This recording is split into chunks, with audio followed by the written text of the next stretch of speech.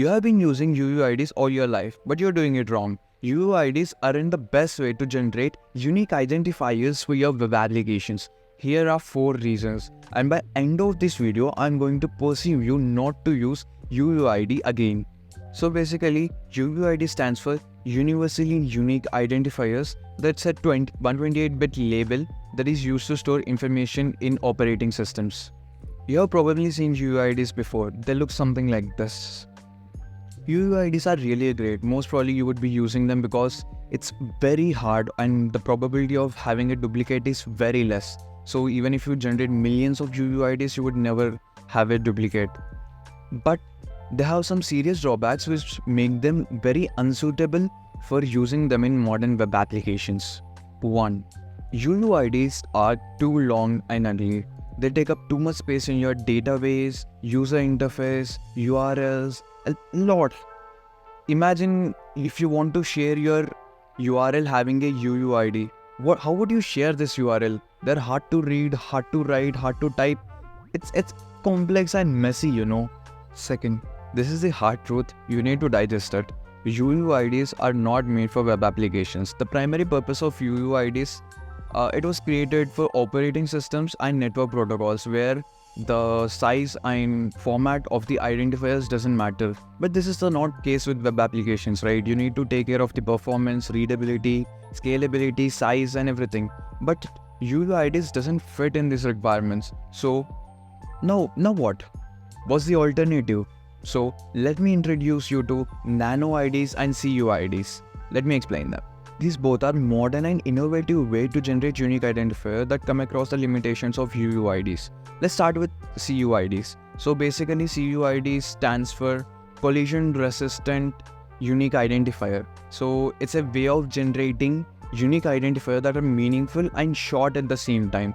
So basically a format looks like this and it has a timestamp, a fingerprint, a random string and a counter.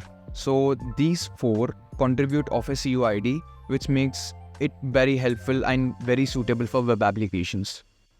CUIDs have a lot of advantages over UUIDs. The most important part, they are readable, they are shorter, they are scalable, performance efficient, and they are also secure and unpredictable. These both are the reasons you are using UUIDs, right? Because you won't find duplicate, they are very unpredictable and you will have a unique identifier.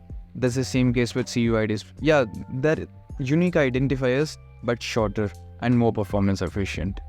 And the other alternative is NanoIDs. NanoIDs are same like UUIDs, but they generate unique identifiers within fixed length and they generate random strings with predefined alphabets. It's quite interesting. Let me explain you more. So here you have a cool interpretation how NanoID works. So basically if I just want my alphabet, like if I want my unique identifier to be, let's say 9 characters length, so it would take 2 years if they keep generating IDs for 1000 IDs per second for continuously 2 years, then it would get 1% probability that there is a collision. So generally our unique identifier, that which is UUID, it's around something like 126 years. So it's very huge. No one is going to live till 126 years to continuously run everything. I feel like having a NanoID is better than having a UUID because no one is going to work continuously on your platform just to generate a single ID or to generate single collision, right? For complete 2 years, generating 1000 IDs per second.